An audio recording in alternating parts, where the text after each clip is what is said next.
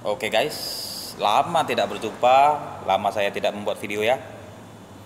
Jadi kali ini iseng-iseng saya bercerita bagaimana ciri-ciri orang yang memompa suatu ilmu atau seseorang yang memiliki suatu keilmuan terlepas apapun keilmuannya itu. Oke guys.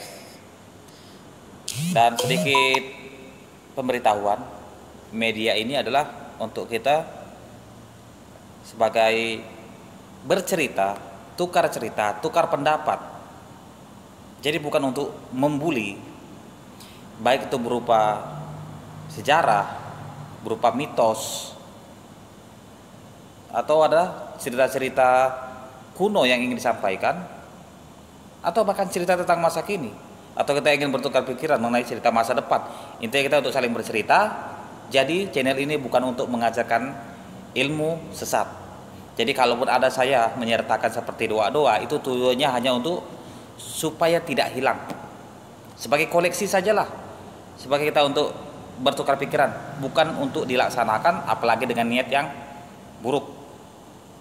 Karena jujur, saya sendiri lama di bidang ini, saya sendiri kurang percaya dengan namanya mistis. Tetapi ada hal-hal atau manfaat-manfaat tertentu yang saya dapatkan seperti itu. Jadi bukan mengajarkan yang buruk. Oke, seperti biasa sebelum saya lanjut, ciri-ciri orang yang punya suatu keilmuan atau yang mau pak ilmu, silakan di subscribe di bawah. Oke guys, tujuannya jelas tadi, sebagai media bertukar pikiran dan cerita. Oke, silakan di subscribe sekarang.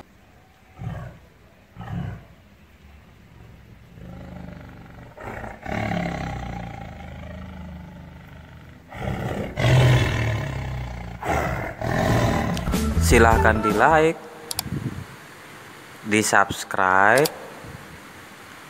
bunyikan lonceng bel, dan di share.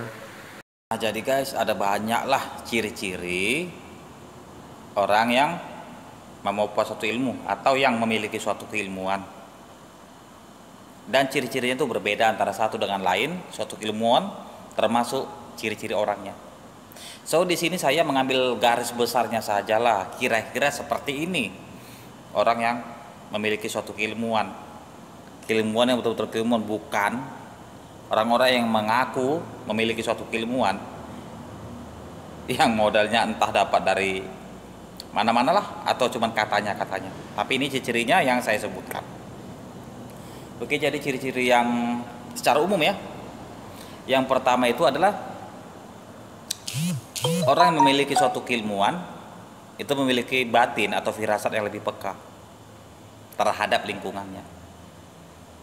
Dia memiliki firasat atau kepekaan batin yang lebih kuat daripada orang biasa, batin dia. So yang kedua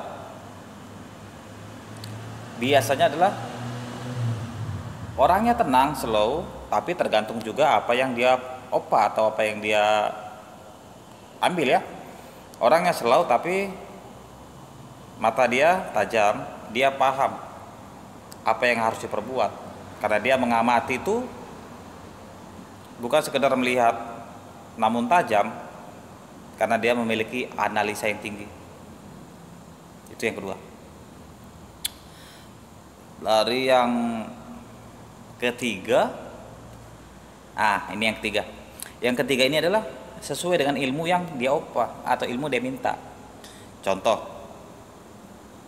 orang-orang yang minta ilmu pengasihan itu biasanya orangnya itu lemah lembut dan santun. Kenapa?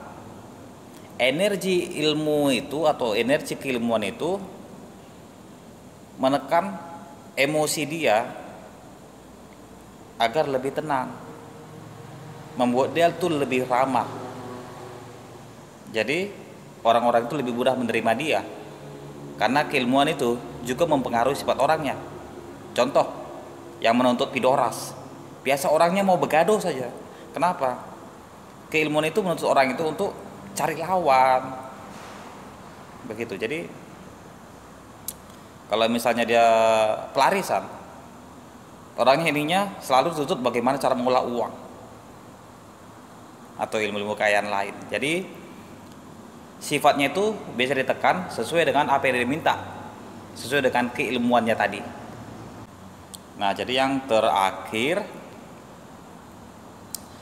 biasa sesama orang yang memompa ilmu atau memiliki keilmuan mistis itu akan bereaksi dengan orang lain yang memiliki keilmuan mistis tadi, terutama yang searah. Misalnya orang yang parmanis dengan orang yang memiliki dorma itu akan saling bereaksi satu dengan lain. Kita melihat seperti ini, misalnya kita melihat seseorang itu manis gitu, tapi kok aneh. Begitu juga dia yang memiliki dorma, dia melihat kita ini tampan atau cantik, tapi kok aneh, kenapa? Energi berbenturan. Jadi orang yang memiliki keilmuan itu akan bereaksi dengan orang lain, terutama yang sejenis.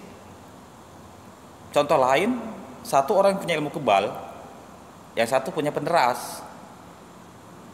Jadi kalau mereka itu jumpa, apalagi duduk berdekatan, itu terasa seperti bulu kuduknya naik, merinding menengok sebelah.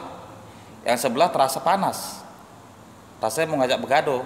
Dan orang yang punya penderas jauh merasa ilmu kebal ini kok kayak segan gitu, tapi macam nantang, karena energi dia itu panas. Apalagi sesama punya penderas, rasanya mau begaduh saja. Nah, jadi keilmuan itu, tiap orang itu akan bereaksi dengan orang lain yang memiliki keilmuan, apalagi yang memiliki jenisnya yang sama. Jadi itu saja secara garis besar ciri-ciri orang yang memiliki keilmuan. Nah, untuk lebih spesifik lagi tentu lain, tapi inilah ciri-ciri umumnya. Oke guys, sekian saja untuk hari ini. Buat tadi yang belum subscribe atau lupa, silahkan subscribe sekarang. Tujuannya channel ini bermanfaat. So buat yang kritik pendapat, silahkan komentarnya di bawah, tapi yang membangun, bukan untuk membuli. Jadi lebih bagus lagi kalau dia di like dan di share. Nah, jadi yang punya pertanyaan ingin dijawab, kemungkinan saya tak mampu menjawab semua karena saya bukan bidang semuanya. Namun jika ada yang ingin saya ulas, tapi sebatas yang saya tahu, boleh komentar di bawah. Oke guys, sampai sini dulu. Saya lanjut kemudian hari. Bye bye. Horas.